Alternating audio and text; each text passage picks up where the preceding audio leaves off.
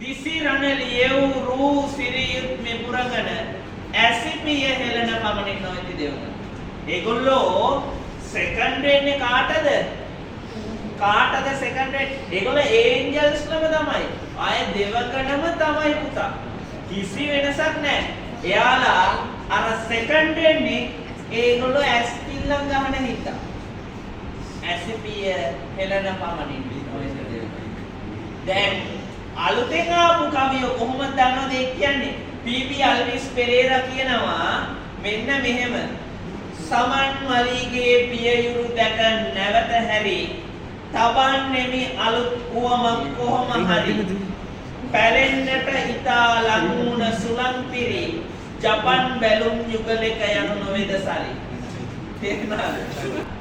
ඒකෙන් කියවෙන්නේ බලන්න ඒක වචනාර්ථයෙන්ම ඔක කියලා ඉවරයි.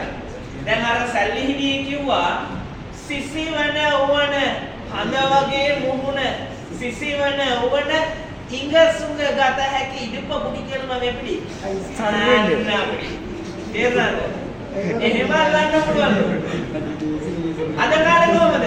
සිසිවන උවන කොහොම වුණත් ඒක නම් අදාළ නෑ හඳ වගේ නෑ නේද? හරි සිසිවන උවන සිසිවන උවන ඉංගසුංග ගත හැකි මෙහෙම. තේරුණාද? අද ඔය ස්පින් බොඩි නෑ නේද? චබි හරි. එතකොට ඒ බලන්න අර කවියා කියලා තියෙන්නේ පීබී අල්විස් පෙරේරා කියන්නේ අන්න එහෙම. සමන් මලීගේ පියයුරු දැක නැවත හැරි තබන්නෙමි අලුත් උවමක්.